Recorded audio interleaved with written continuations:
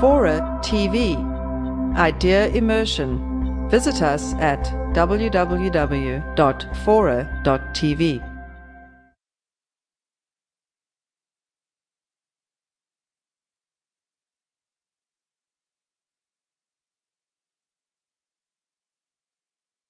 What keeps a political entity like the People's Republic of China from corrupting an article like Tiananmen Square massacre? It seems to work now, but for how much longer?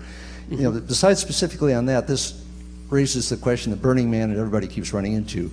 You know, what will time do to this beautiful vision, and how can it possibly scale? Doesn't it get dirty when it gets to a certain size? Right. Yeah. So those are similar questions, but slightly different. So.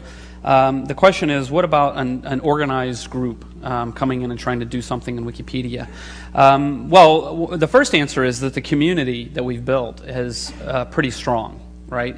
And the way things work, it would be pretty easy for us to say, you know, you can't just come in and replace it with a one-sided rant or whatever. That's going to work really well. And in fact, one of the things that I would say is that if the Chinese government would like to come and contribute to Wikipedia, they're free to enter the dialogue like anybody else, but they're not going to be treated in any special way, so they may not be able to get as far as they would like.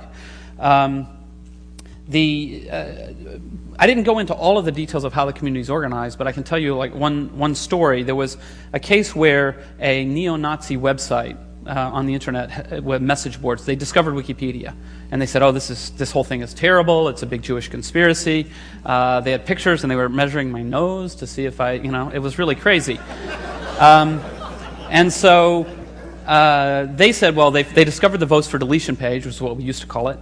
Now we call it articles for deletion for very complicated reasons I can't explain. But they said, oh, there's the votes for deletion page. We're going to go in and we're going to take over Wikipedia. We're going to delete all the articles we don't like. So they went in and they said, well, we're going to nominate this and we're going to vote it to delete. They said there's 40,000 members of this website. We can easily overtake them, right?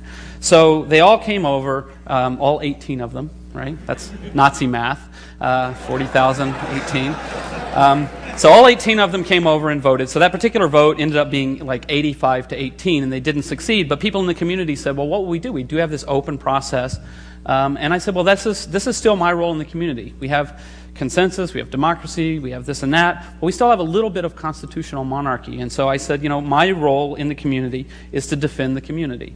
And so one of the things we would say is, well, if a bunch of Nazis come and try to take over the site, I'll just ban them.